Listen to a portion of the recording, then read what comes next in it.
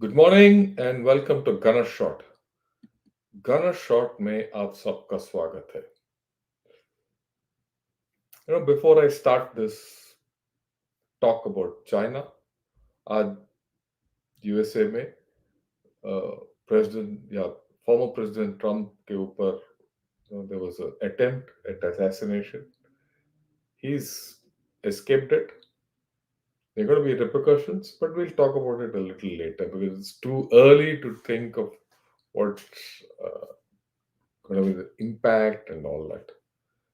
But interesting developments. We are living in interesting times and an interesting topic. Who's the stronger power? Who will be the stronger power in 2030? India or China? A very difficult question to answer uh, in one way. But for a normal person, it will be probably the easiest question to answer. People say, no, they say it has to be China.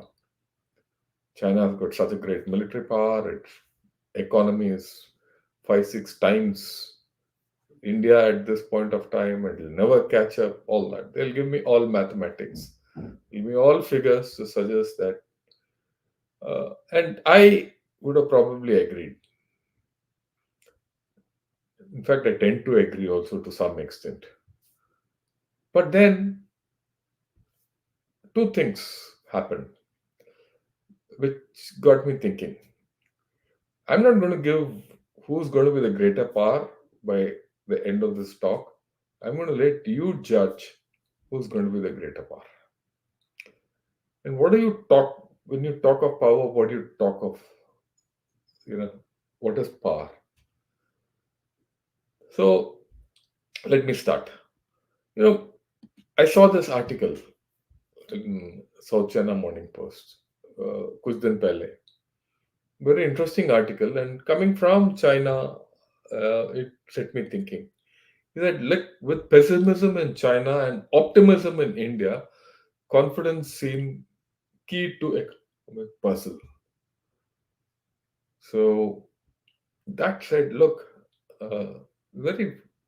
I have not seen such an article coming out of China or written by any Chinese person who's talking of pessimism in China and optimism in India. Okay, he says it compares the different levels of confidence in China and India, and that's just before the third plenum is going to get underway. It's the confidence in the people. It's the confidence in the nation. It's in what the nation does. There's a hymn, there's a ding about and a resonance about India all over the globe. As much as there's a negative view about China all over. Well, this has been on for the past couple of years, but now I think it's making its mark felt. I thought, look, okay, let me see what do I do with this. When I came upon another video, and what is this video all about? A very interesting video actually. This video is about which is ahead. It's about bridging Asia, China, India. Who will be ahead in 2030? Okay, this is by CNA.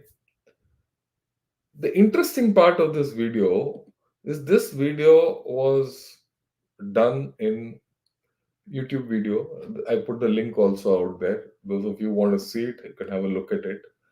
The interesting part of this video is this was done in 2013, not now, 2013, 10 years back, 11 years back. And how was this video done? It was a video of a debate. There was a debate in Singapore between two teams. Those two teams, each of the team had a Chinese and an Indian. One team of a Chinese, one Indian spoke for India. Another team of Chinese and Indian spoke for China. And then there was a team which was adjudicating both these teams. That also was composed of a Chinese and an Indian and a neutral, completely non-Chinese, non-Indian. A team, three adjudicated this debate, and then there was an audience, and there were four rounds of debate, and at the end of each round, there was an audience poll, and the views about what China was and what India was or would be by 2030 were put up. So this is they at that in 2013 they were assessing something which was to happen in 2030. So right, so 17 years ahead. This is an assessment taken. Now halfway through, a little more than halfway through. Now we're 11 years into this assessment, and we have a clearer picture as to what is happening. Right, and it's very interesting how this debate went. So what I'll do is I'll first show you the results of this debate stage by stage, and then I'll explain to you as to what the issues which were taken up for discussion, and we'll see those very issues now as they exist.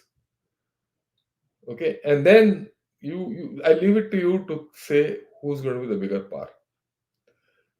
Okay, now the first thing, it's again, this is before the when the outset of the debate, at the outset of the debate, there was voting. When they voted, the thing was 53% of those who were allowed to vote in the debate said China will be ahead.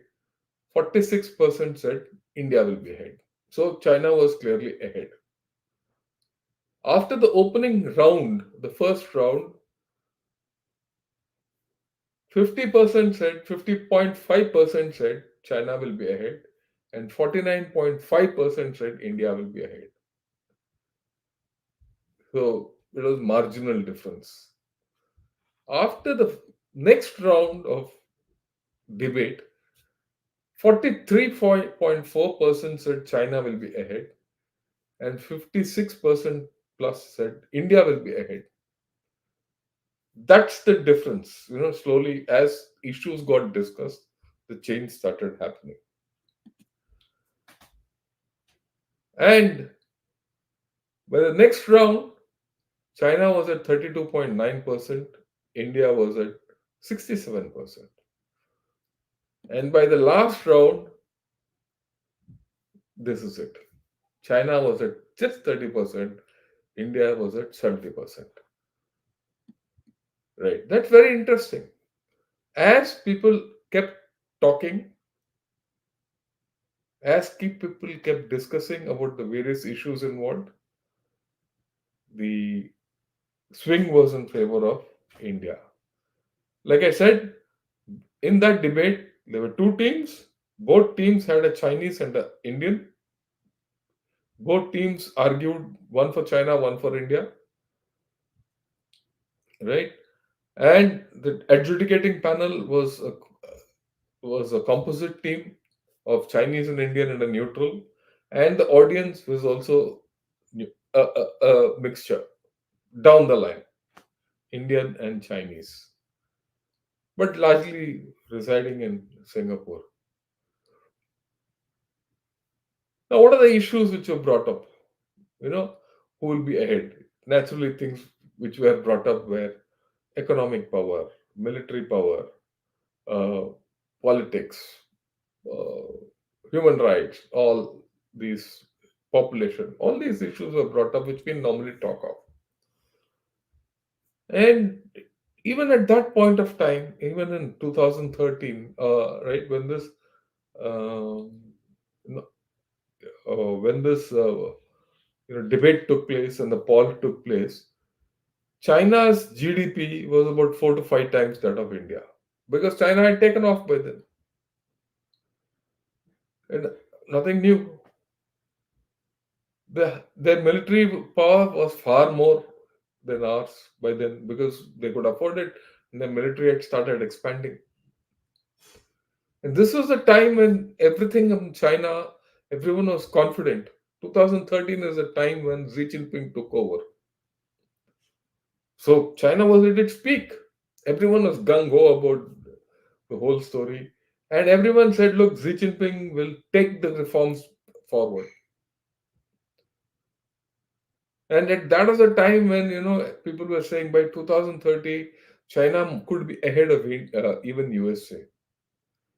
In such mahal or in such a circumstance, I found it very interesting that 70% of in that debate voted for India,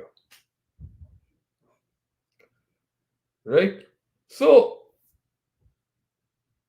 then I said, okay, let me take all those items which were debated and see what is the state now, and then we'll take it forward. Then I leave it to you to take a call and assess for yourself what will be the outcome by 2030.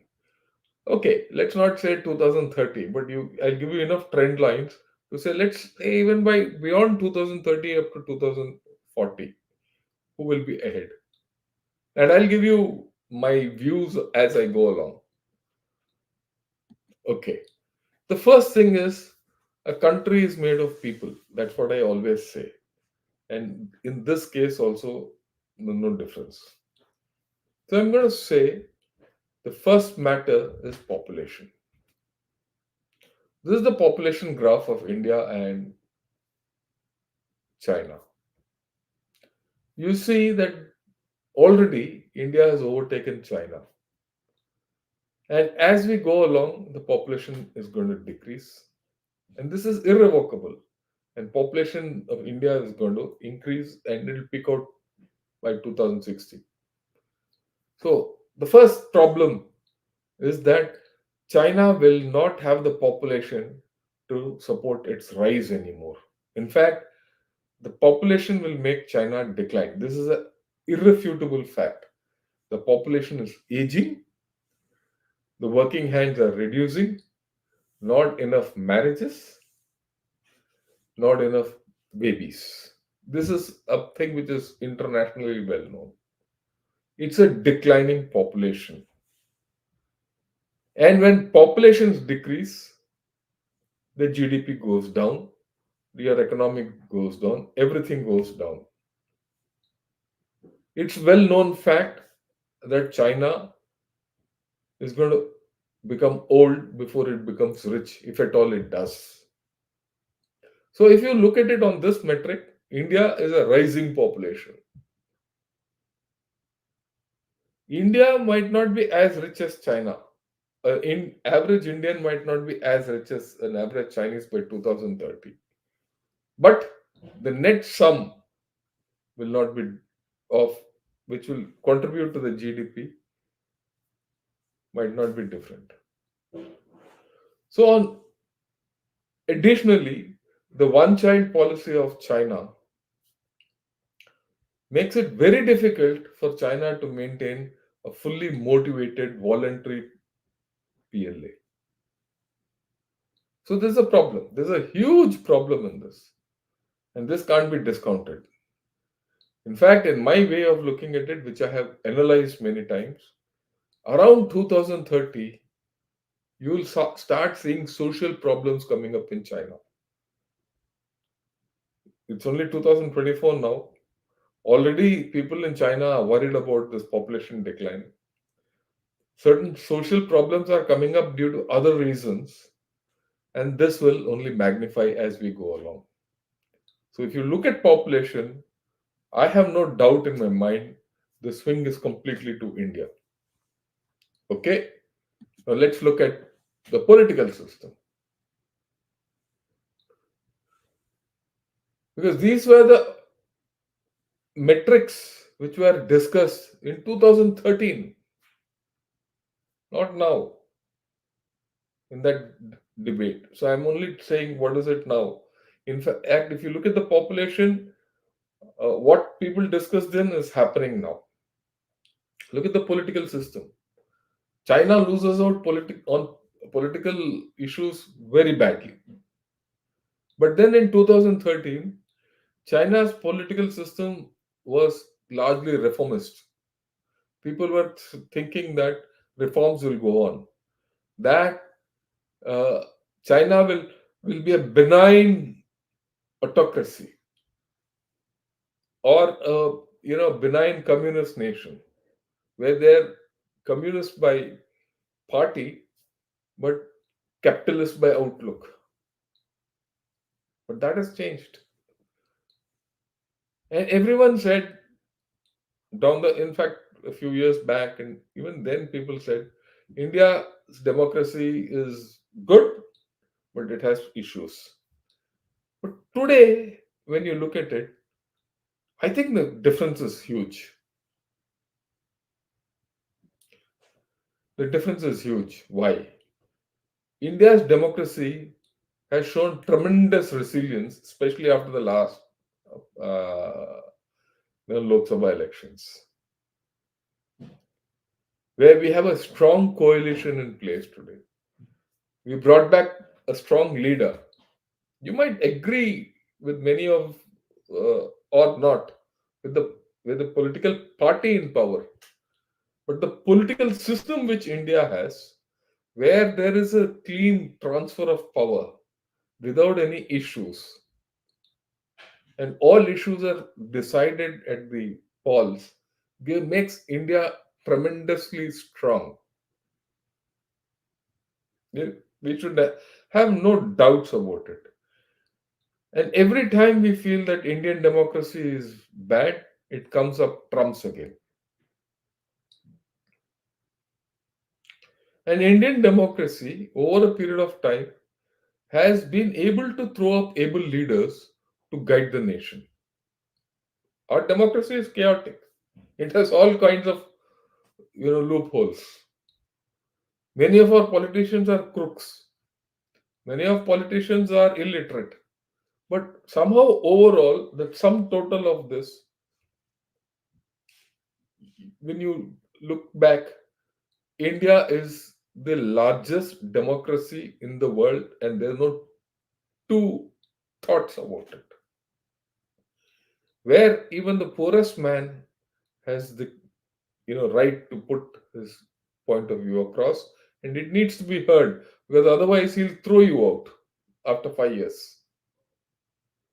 Leaders who have not listened to the poorest man on the street have been thrown out. That's the strength of India.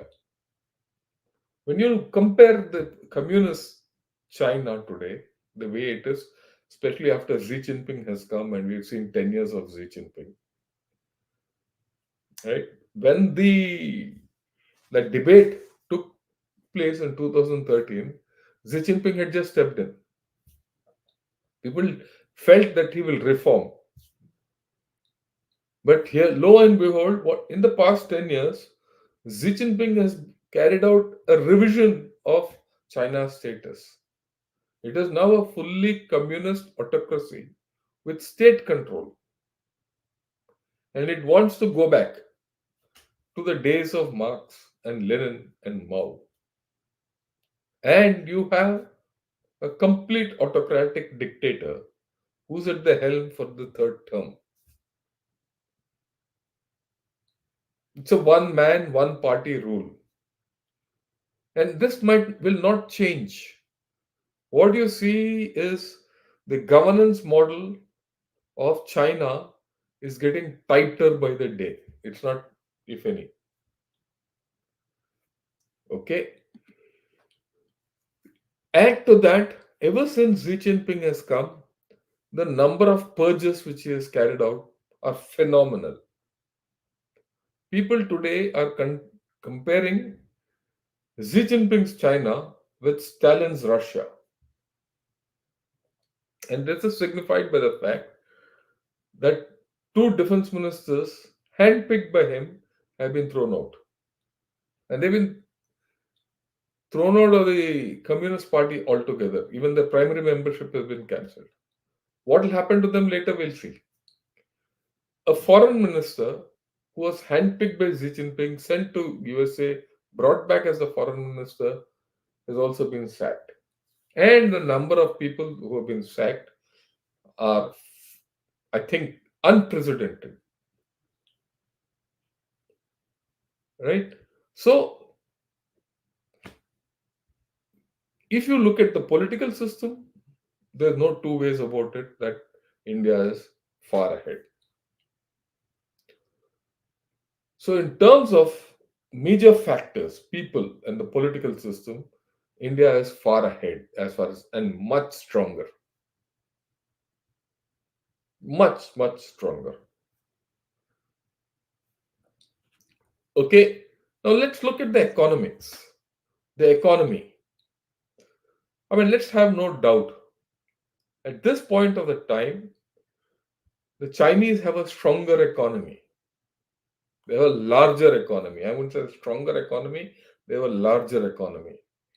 And this is a graph I brought out from the Japan Council of Economic Research. It's not by an Indian, it's not by a Western guy, it's not by the Chinese, it's by JCER. Now, what does this say? If you look, the one in the dark blue is China, the one in the hash is India, right? In 1990, both the economies were the same. By 2019, that is well before, I mean, a little after the previous, you know, debate was carried out by CNA, you see that the Chinese economy has grown significantly, where the Indian economy has grown, but not much. But this is a projection up to 2060. And if you look at it, the Chinese economy and the Indian economy will be at par. I mean, after you go to 17, 18 trillion dollars, it's almost it's almost a no gap scenario. But we're not looking at 2060. We're looking at 2030, 40. So in terms of size, the Chinese economy will definitely be bigger by 2030, or rather will continue to remain bigger by 2030. And the Indian economy would have grown, but will not be as high as the Chinese or as big as the Chinese economy. It's a no brainer. If you look at it, if today the Chinese economy is 6 times bigger than the Indian economy, the, the projection is that even by 2030, the Chinese economy could be about 3 to 4 times that of the Indian economy. So, economy wise, the Chinese economy will continue to remain strong. That's the common projection. Why? Because of the growth rates. China is going to grow at 4 to 5% and India at 7 to 8%. And this is the projection overall. In fact, the view about China, 4 to 5% maybe in 25. After that, it's going to come down. By the time it's 2030, China would be growing at about 2 to 3%, is what the IMF and everyone say. But still, China will be a bigger economy. Will it be a stronger economy is the question. Will it be an economy which can withstand shocks? And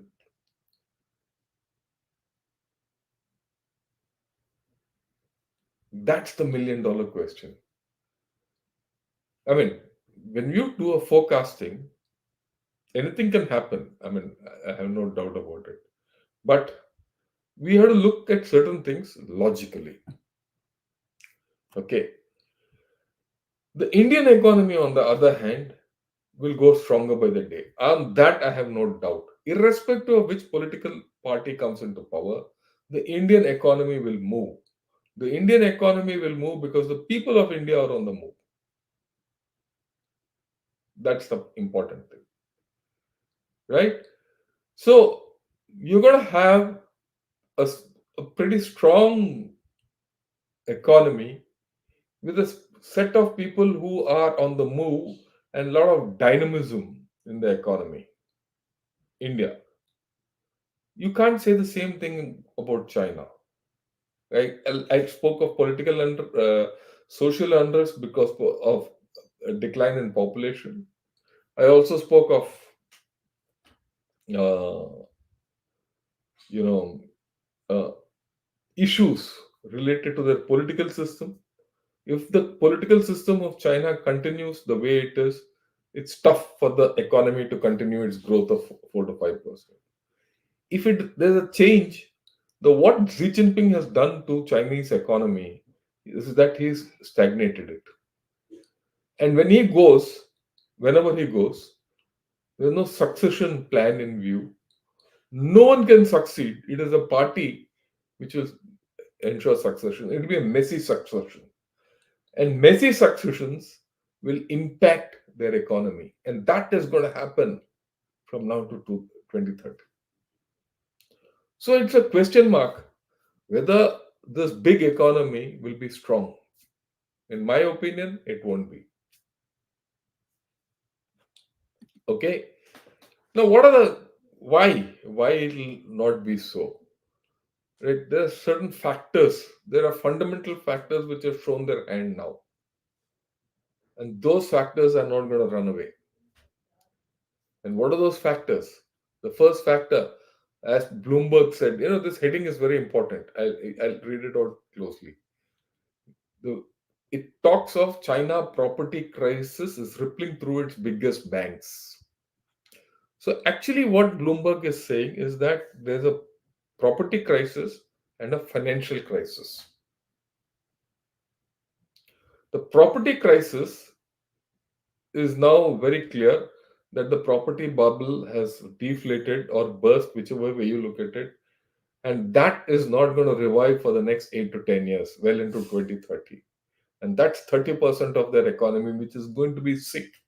So, irrespective of however big the Chinese economy is by 2030, 30% of it will be sick. It will not generate further, goodies for the nation or for whatever it is. And then they have a financial system which is in a bad shape. And if the financial system is in a bad shape, can the economy grow the way we think it was? If all was going well, fine, but all is not going well. And what's more important, the political economy of China is weak because Xi Jinping has got no, uh, you know, clue of how to take the economy forward.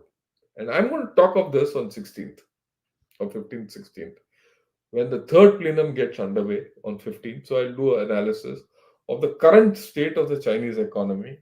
And by then I'll get an idea of what the third plenum talks of because that's about economy. And we can analyze it with the current status of the economy and what's going ahead and Xi Jinping's past. His track record in economic management has been poor, whether it's dual circulation or new productive forces or whatever it is. Okay. So if Xi Jinping continues, there's going to be a problem. Even if it doesn't continue, there's going to be a problem in their economy. Okay. So you got to look at the property which is going to be in a problem by 2030. The financial system, if the property doesn't recover, the financial system doesn't recover. If the financial system doesn't both for both to recover, you need a good man at the helm, which is Xi Jinping, who's not a good man at the helm. Okay. This is the thing about 2 days back of economists. He says why Chinese banks are now vanishing. And this is a tweet I saw, right? And this might be a little exaggerated by Francois Gautier, where he says Chinese banking sector has just imploded. 40 banks disappeared in 1 week. China faces a silent banking crisis that will shake the global economy. Small Chinese banks are falling one after the other. Okay, we are talking of about 55 billion yuan of assets at risk. This is a fact. It's at this point of time, you look at the Economist report and you look at the tweet and a few other things which are coming out. Small banks in China are failing. People are out on the streets. Videos are there in social media demanding their money back, and there is no solution for it. And people are not investing in it. What they've invested, they're not getting back. So people are worried. So, what I spoke of, the declining population, social unrest, political thing is going to compound as we go along. And if there's no solution for this, there's no political solution for this, this is going to enlarge. The financial mess is going to enlarge. The local government debt is going to enlarge. For the past 2 years, I've been studying the Chinese economy.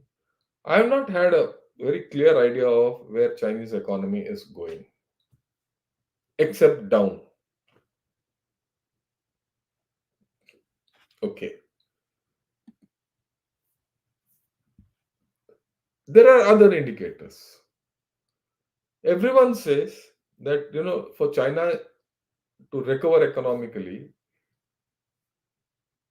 there needs to be consumption. But consumption is not taking place in China. And there's this opinion in South China Morning Post why India could soon dethrone China as the world's top consumer market. And this is very interesting. So, on a comparative scale, India is going to continue and become the biggest consumer. Is it going to be the biggest market, the bigger market? This doesn't come from me. It comes from South China Morning Post. Even if it doesn't become the biggest, the future market is India. So you will see inflow here. If the future market is in India and people have to decouple from China, right? It'll take, where will they go? China plus one. The plus one, a large part of plus one is India. What the part where decoupling and relocating had to go to Vietnam and Bangladesh and all done. In fact, Bangladesh is dead and finished as far as I'm concerned on that issue. There are other issues. Size. So they have to be India. So India will continue getting FDI. India will continue increasing its manufacture because the world needs India. And the world needs India not only for manufacturing, the world needs India for consuming. And India also needs to consume to go ahead. And this analysis comes from China.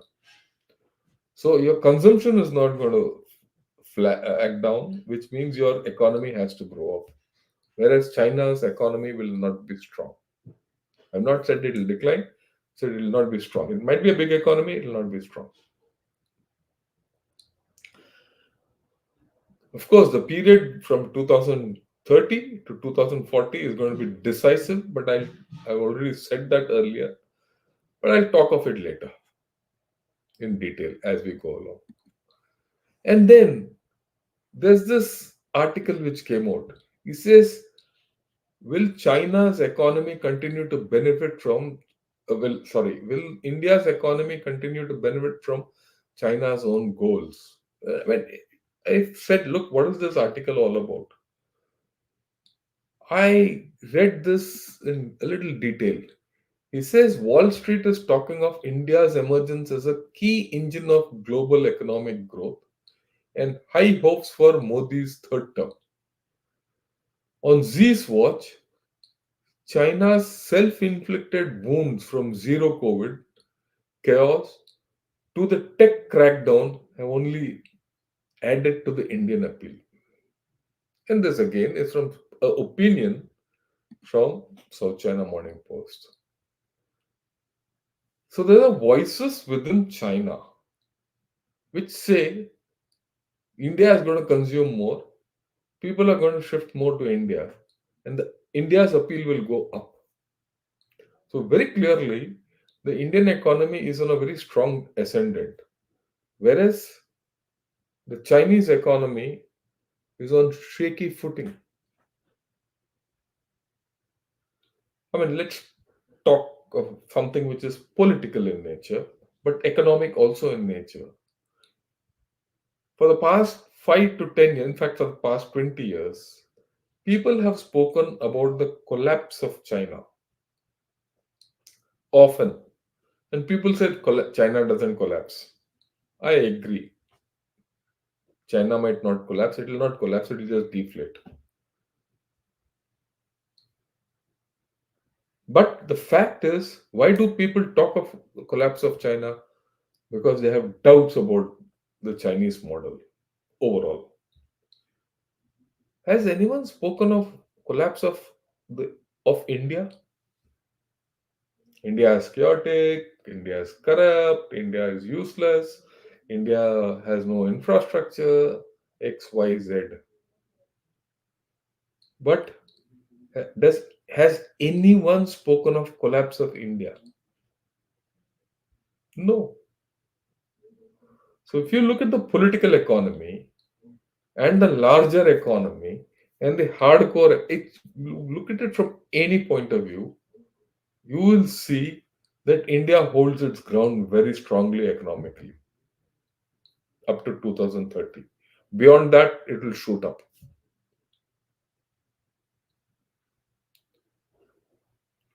Right? Yes, China is investing tremendously in technology, which is far ahead of India, and India will not catch up with China by 2030. I have no doubt about it. Because we don't have the technological bent of mind in the government. The government has to push technology, which it is not. In China, all things aside, the government has pushed technology. If there is one saving grace for China, it is technology. If technology were not there the way it is in China, then the collapse of China is imminent. But, well, give China its due, you will see by 2030, China will still be ahead of India technologically, and we have to catch up.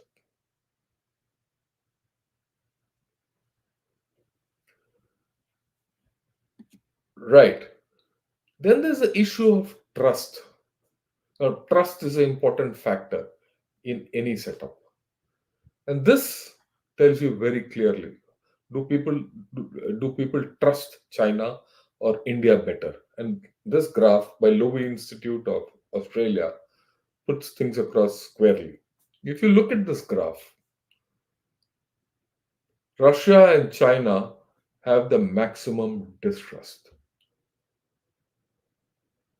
43% feel China cannot be trusted at all, and another 40% feel not very much. So China is in the red by 80%. Sure, India is not the most trusted nation, but overall, trust factor in India has reduced. If you looked at this chart, say maybe in 2013, it might have been the other way around. Trust in India might have been still there. The trust in China would be far lesser. So, trust wise, China has gone down. And if this is the trend line, trust is very difficult. Trust is a very difficult quantity to build. The world trusted China, and today it has stopped trusting China. And going ahead in the next 6 years, I don't know, I don't think there will be any factor which will make the world trust China. If that isn't so, China won't be a great power.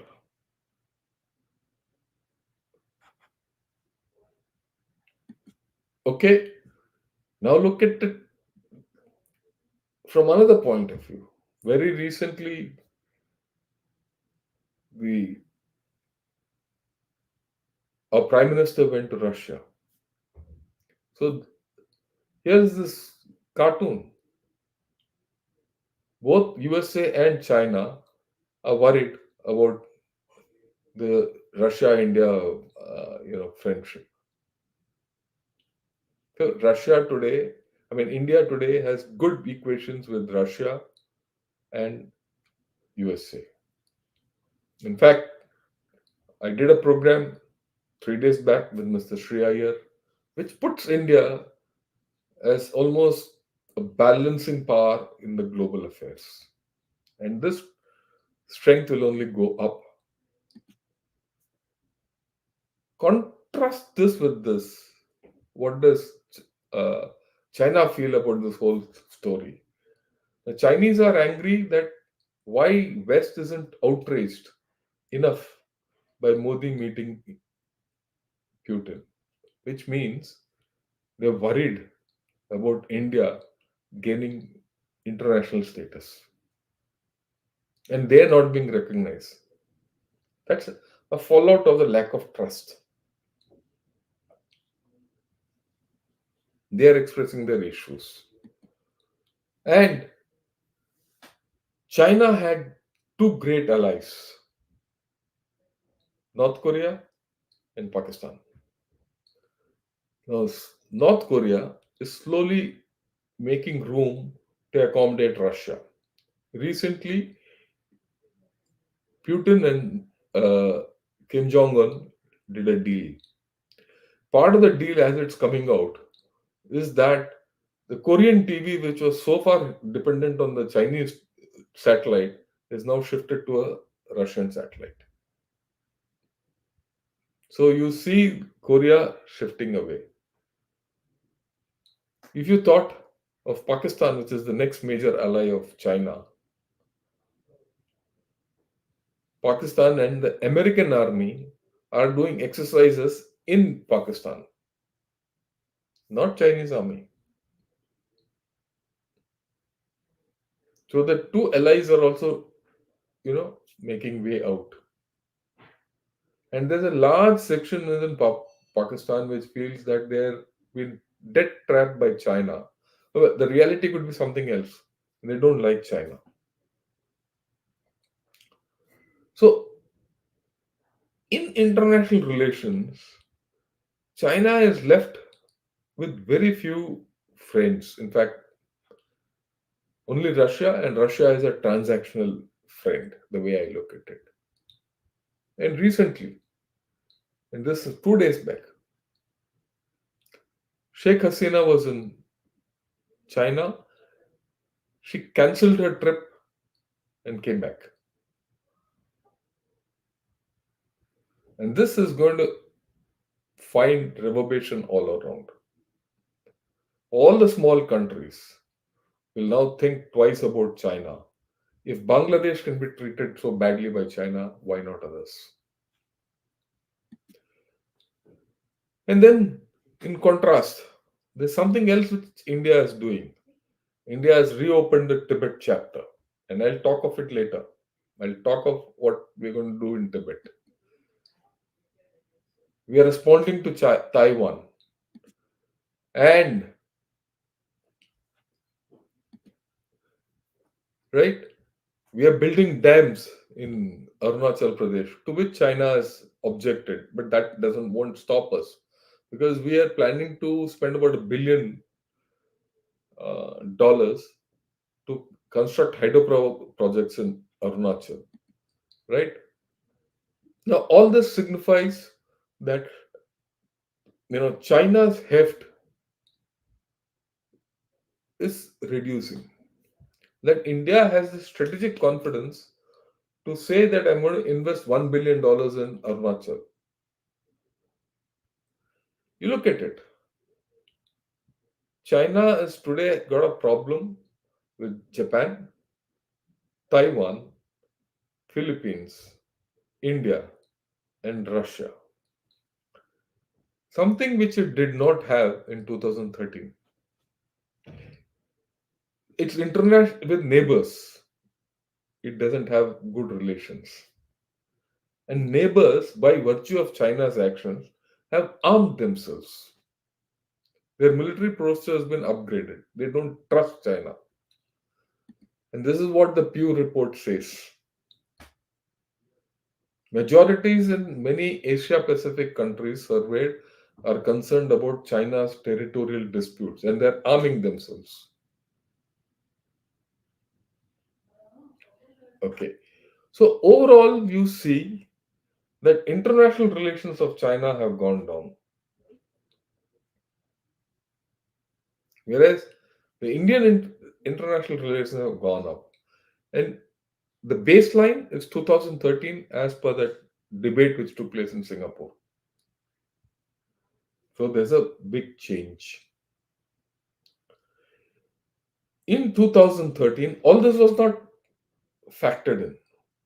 Despite all this not being factored in, the fact that China was at that point of time at the peak of its capabilities, taking into consideration that China will continue to progress the way it did at that point of time, people still felt that China was strong, India was stronger.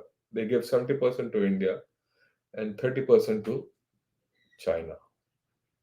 And like I said, in both teams of India and China, there was an Indian and a Chinese. The jury was a composite team. The audience was composite. If you compare China's state in 2013, you compare China's state now in 2024, definitely all these factors have gone down. The only factor which has gone up is technology. Okay. Now let's talk of military power. Look at this article by Eurasian Times. I wrote it. I'm showing my own article to all of you. There are six major problems in China as far as military power is concerned. It has new leaders always because they get sacked. It has new people because PLA soldiers only serve for 2 years. It has always new equipment which is now proving to be defective, as I discussed with General Narayanan some time back. It has got new roles which it never had, new organizations because organizations are being made and broken. Around 2013-14, the information support force was a great force, but now it's gone down. It's broken and into two. And then it has got new roles. So if you see about everything, is PLA a competent force enough to fight and win wars for China? Big question mark. Also take into account that it has never not won a single war, not even fought a single war from 1979, the Vietnam War, which it lost. Lack of experience, compounded by all this sacking of generals, poor equipment. Even yesterday, one of the rockets, which was to carry their satellites, failed. Yesterday and the day before. So overall, if you see, the military power of China is huge but questionable, right?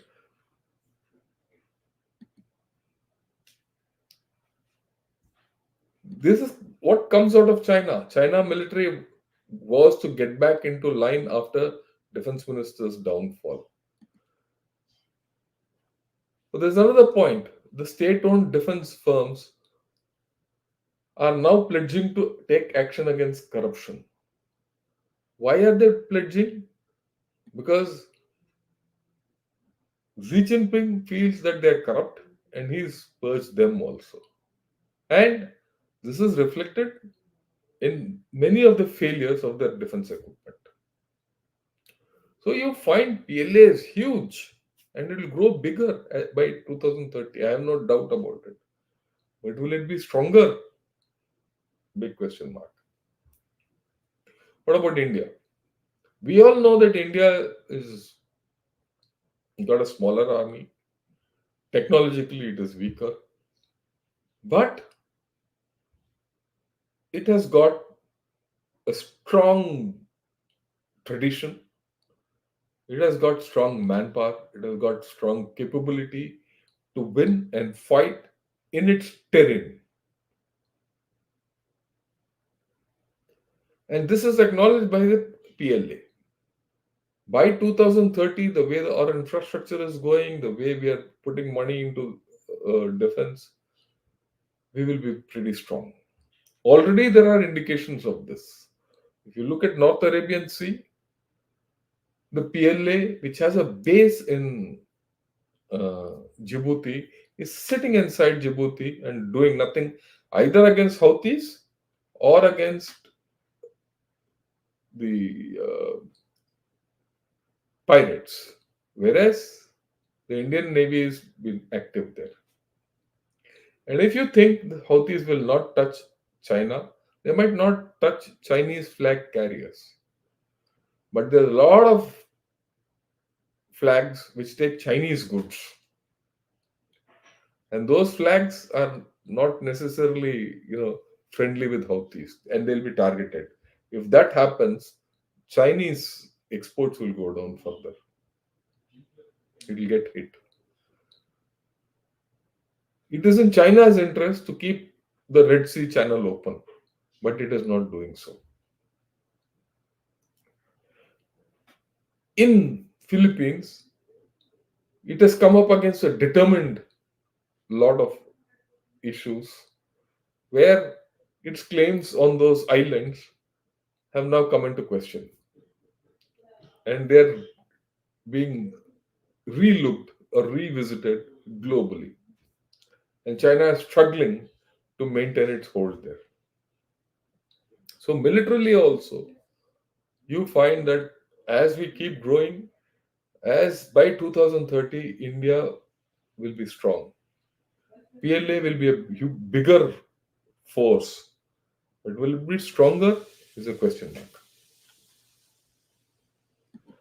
right? So, I've outlined to you all these issues. I've outlined to you the the declining factors of China are population, where India scores, the political system, there's it's a hands down victory to India as against China. The economy, China will be a huge economy by 2030, but probably a sick economy. And there are questions about the size of the economy because some of the GDP figures are questionable. On the other hand, India will continue to grow and will be a strong economy where people will be on the verge of a takeoff somewhere between 2030 and 2035. A transformation is going to happen. And on that, I have no doubts. Equally, IMF, World Bank, and the West will have no doubt because they need India. And then the political economy and the political system of, you combine the economy with this, you see that cocktail is heavily skewed in the favor of India.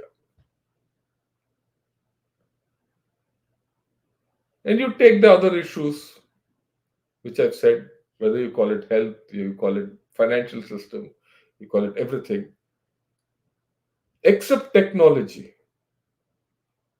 India is going to be very competitive or better than China. And overall, democracy will succeed. And militarily, I think we are at par with China already. And as we go along, we're going to be stronger. Now, this is my view. I've laid out the facts as they have come, as they have appeared, factuals. You take a call. Who's going to be stronger? My own view, my view. I am not asking you to follow my view or endorse my view. You're free to say no, and we'll debate it logically. My own view, by 2030, India would have edged ahead. And beyond 2030, we will be the stronger nation. In fact, if I look at it, even now we are the stronger nation. As a nation, we are stronger than China for many reasons. Despite the fact that we have problems, despite the fact that we have not been able to solve Kashmir completely, we have a festering wound in Manipur, there are other issues, there are problems of center state relations, there are problems of everything. But we will cope with them because we are a democracy. Can China cope with them? Very doubtful.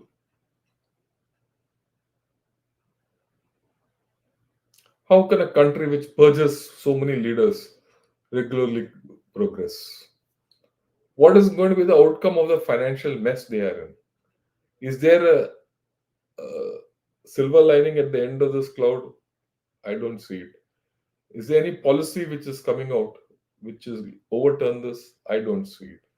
And their economy and everything, like I said, when the third plenum is on 15th, which is 2 days away, as I get the first views of what said in the first plenum, I'll show you what's said in the first plenum and what is the actuality, the figures on the ground, and do the policies meet? And I doubt they'll meet. Right. So I finished putting across to you whatever I had to about who's going to be the stronger nation, India or China, by 2030. You take a call on whatever I've said. So I'll answer some questions now. And at the outset, I'd like to thank Big Texan. Why does India not decouple economically from China? Look, it's not a matter of India not wanting to decouple from China or anyone.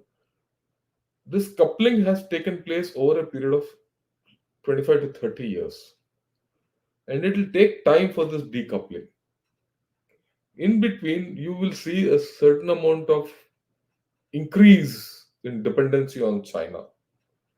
And let's not discount that China has a very strong manufacturing base. These days, I'm in USA. I'm going to get back next week.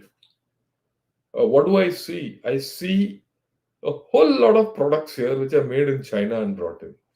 So that dependency won't go away from USA.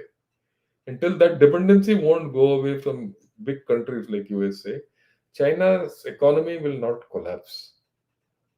Right. Having said this, this has happened over a period of 30 years. Same thing has happened in India. Let me give you an example.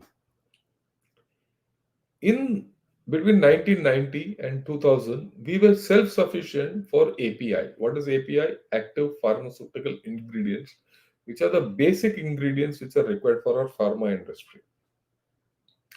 The Chinese came in with lower prices. They undercut the prices. And everyone went in to take that part of globalization and everything. So our pharma industry started depending on China. As a result, our own API industry collapsed completely. Finished. When the API industry finished, China started jacking up their prices. And what did we do? We didn't mind it because our pharma industry had firmed in by then. Despite the jacking up of prices by China, we just offloaded those prices onto recipient countries and pushed it out. They were still cheaper than many other countries from which other countries could go. Our exports kept going up. So now you're largely dependent on China for your API. So you can't decouple. And pharma industry is a earning industry for us.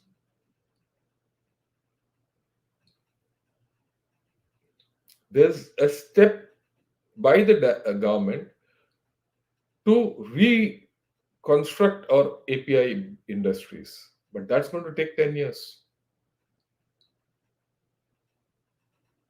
Same thing for other places, electronics and whatever, heavy machinery. You have to take time. Even if after taking time, we my opinion is that you don't have to completely decouple economically from China 100%, like a Cold War. Even if you reduce your import from China by about 30 to 40% over the next 5 years, you'll be okay. You will not have the dependency on China. At this point of time, we have dependency on China, and that's a weakness for us. Well, by 2030, if we can get rid of this, we'll be very strong.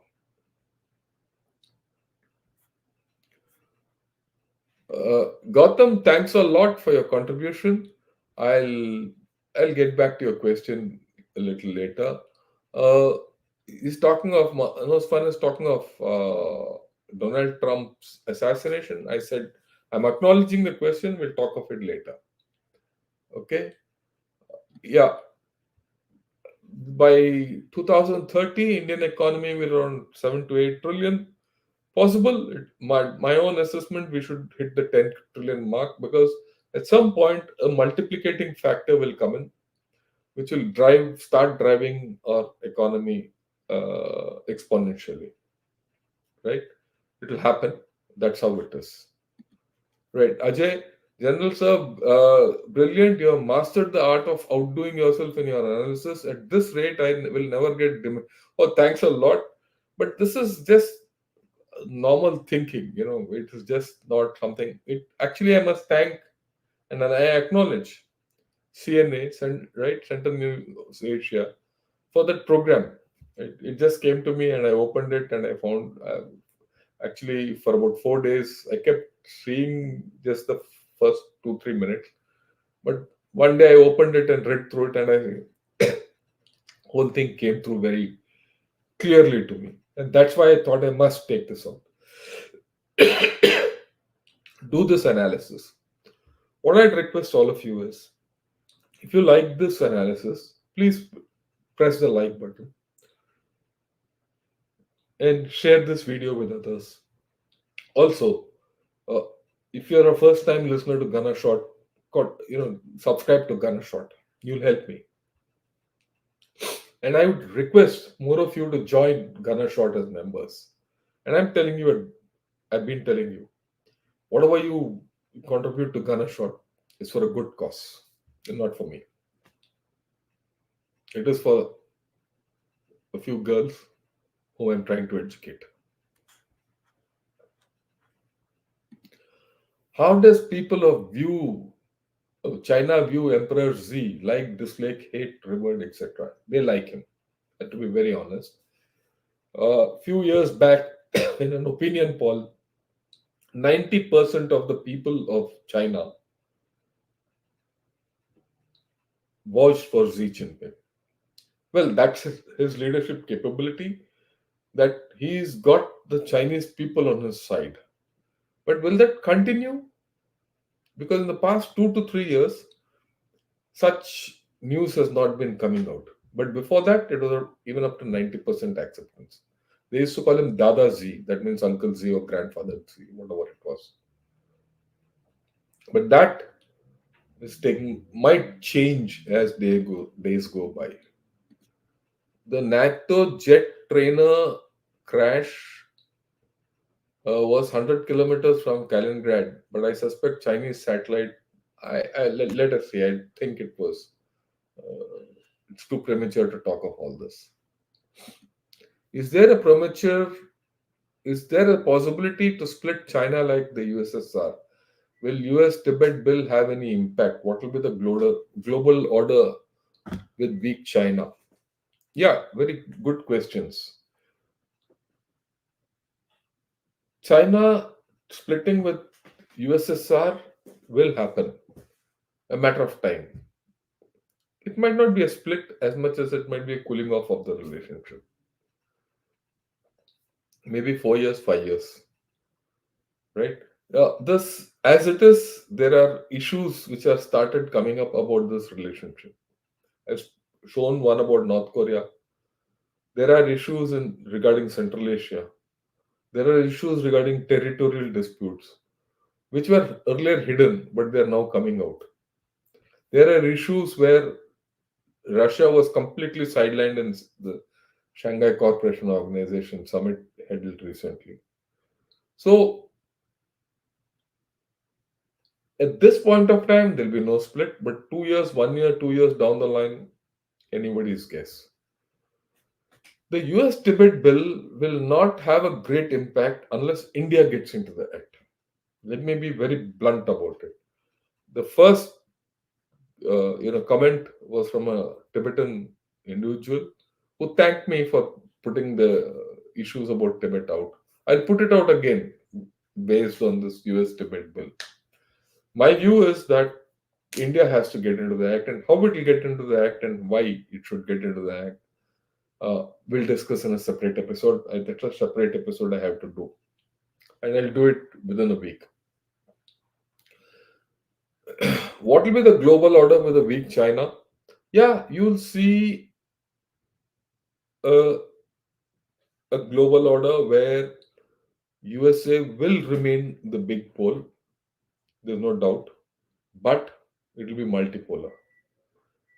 There's a problem with USA also. While USA will be economically strong, there's a problem with Russia. What's happened today in USA with the assassination of Trump, who's already 78 plus, Biden 80 plus, they have a problem of leadership. So how, and there are a lot of knots in USA.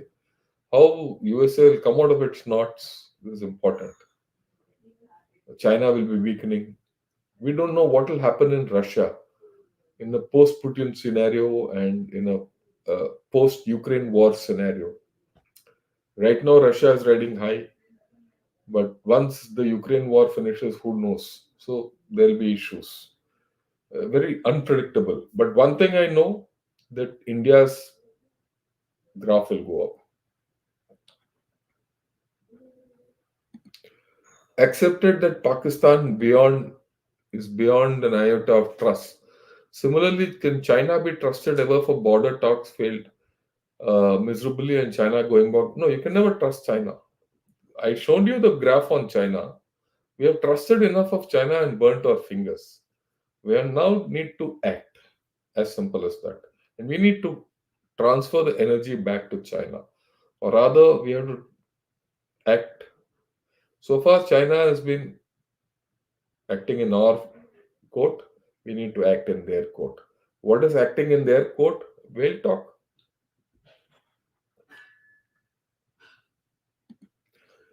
Right. If China is significantly weakened by 2035, will USA shift to opposing India? Is that a reason for strengthening India Russia? No, that will not happen because the reason why India China US Russia sorry US China relations have gone bad and why whole thing is because China has a lot of issues, I think, which I've explained why things have gone bad. It's not because of their relationship with US, but China's own government and XYZ. That is not the case with India. So that will not happen. Don't worry.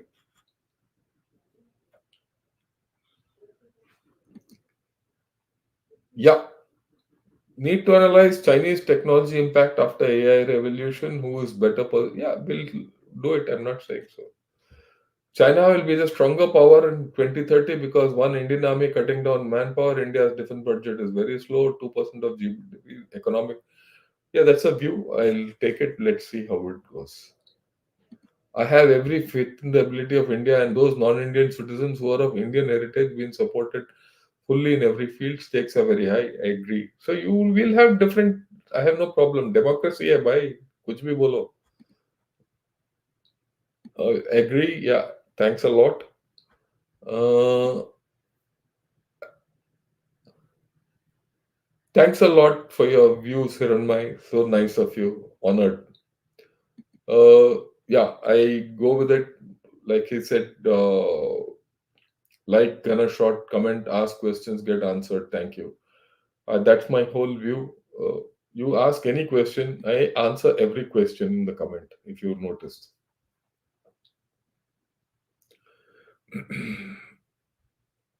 Right. Uh,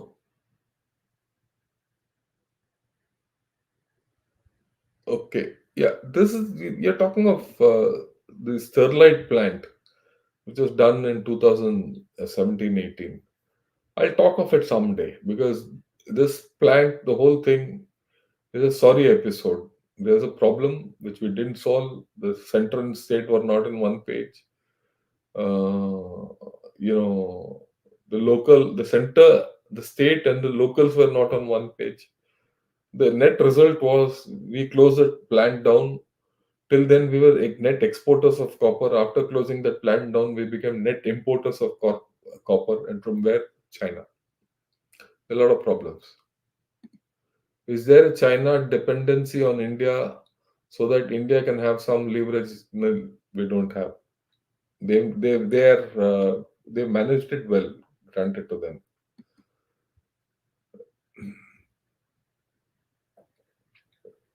Yeah, Sundranchu was resolved after 70 years, 8 years of similar standoff.